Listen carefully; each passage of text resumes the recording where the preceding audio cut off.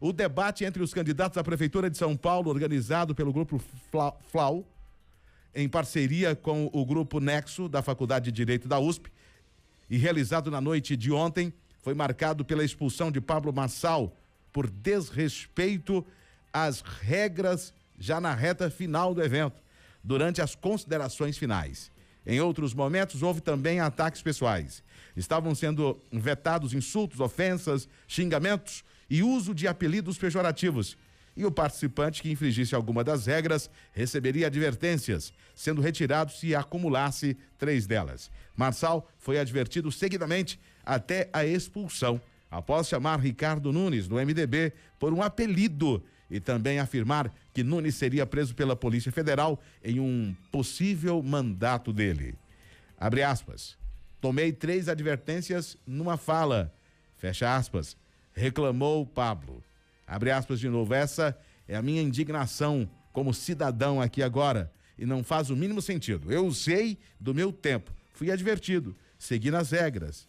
Ele, mediador Carlos Tramontina, poderia me advertir depois que eu terminar de falar. Ele até verbalizou. Por que você está usando esse último momento? Porque o último momento é meu. Veio do sorteio, fecha aspas, afirmou Pablo Marçal.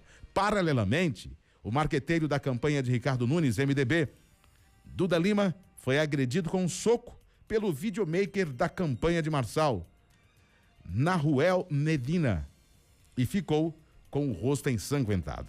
Nas considerações finais dos candidatos, Duda Lima, da equipe de Nunes, e Nahuel Medina, de Marçal, estavam nos bastidores. Segundo a equipe de Pablo, Duda teria dado risada quando Marçal foi advertido pelo mediador. Um vídeo feito pelo próprio Medina mostra os 2 assessores aparentemente se provocando. Na sequência, outra gravação mostra Duda conversando com outras pessoas quando Medina o agride com um soco, coronel. Bom, parece que são 2 coisas diferentes. A expulsão do Pablo Marçal, né, por conta de ataques ao prefeito, uso de apelidos, palavras indevidas, sei lá, qualquer coisa desse tipo, e a briga entre os assessores que aconteceu pós-expulsão. Então são 2 fatos distintos. Agora, sem sombra de dúvida, o que a gente está vendo aí é uma fadiga de material, né? A campanha do Pablo, ela tem um script, está seguindo o script. Eu disse isso quando da cadeirada do Datena.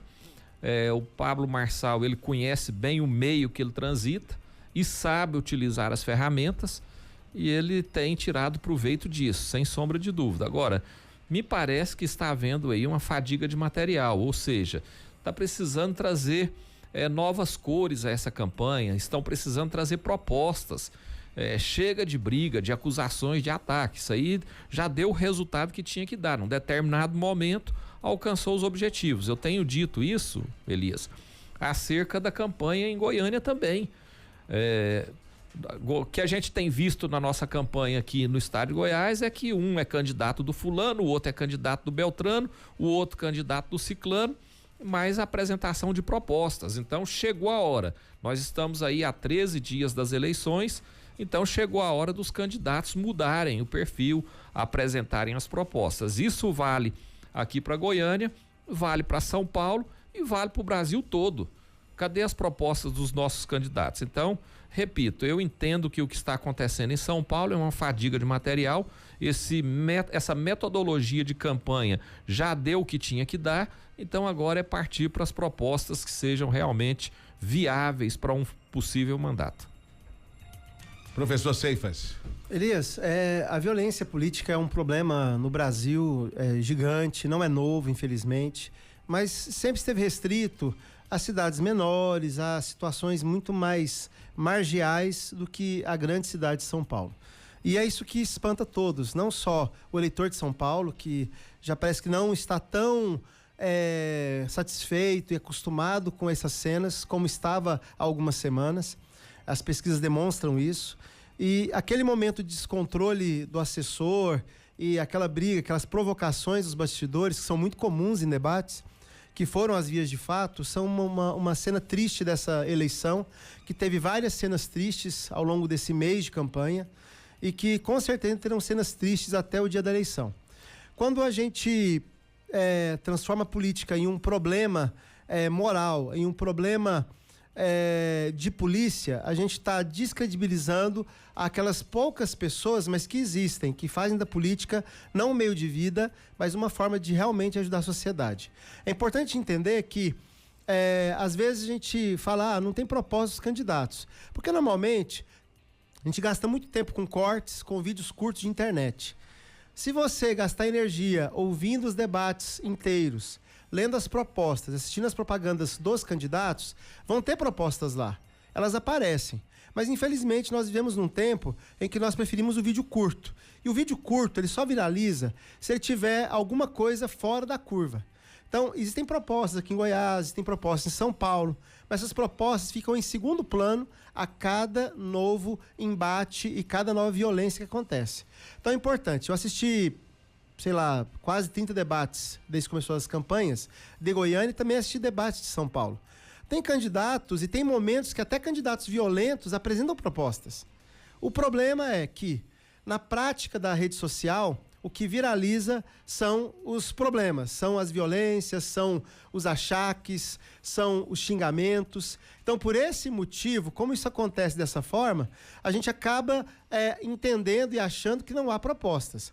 Há propostas que são voluntariosas, há propostas que são do mundo da lua, há propostas que são sérias e necessárias, mas esse mundo velho de proposta desaparece no meio dos cortes. Coronel, cheguei a ver Pablo falando, dando a declaração que agora o momento é de conhecer quem são os candidatos. Não é momento de proposta, é momento de conhecer quem é quem no jogo. Sua análise sobre essa fala de Pablo. Bom, o momento de conhecer o candidato é lá no começo da campanha, quando ele se apresenta. Ele chegou, ele se apresenta. É a primeira coisa que se faz. Depois, sim, vem as propostas. Eu tenho acompanhado, Elias, particularmente eu não acompanho muito o processo eleitoral de São Paulo, embora seja impossível não saber o que está acontecendo em São Paulo. Mas eu acompanho bem o processo eleitoral em Goiânia, porque é onde eu vou votar e eu vou escolher o candidato. Então eu assisto os programas de Goiânia, eu vejo o que os candidatos estão dizendo. Essa semana, se você for observar, eu não vou citar nomes aqui, mas um candidato mudou realmente a sua estrutura política, a sua metodologia de campanha. Outros ainda carecem de mudança, mas a gente precisa, como disse aqui o Ceifas, realmente ouvir o que os candidatos estão dizendo. Eu repito, foco muito aqui em Goiânia, porque é aqui que eu vou votar e é aqui que eu vou fazer a decisão. E eu costumo dizer que a gente tem um dia para decidir e 4 anos para arrepender. Então tem que escolher bem agora. Nós temos que conhecer o candidato. O Pablo Marçal está certo quando ele diz que nós precisamos conhecer o candidato. Só que eu acho que a hora de conhecer o candidato foi lá no começo da campanha, talvez até na pré-campanha, quando ele se apresentou como possível candidato.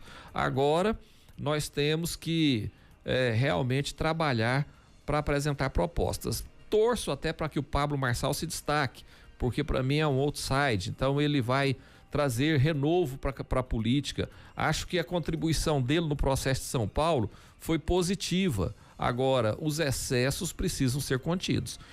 Embora, vou fazer aqui uma última fala a respeito disso, eu destaco, são duas coisas distintas. A expulsão do Pablo e o descontrole do assessor. Ele precisa lidar com essas duas coisas agora.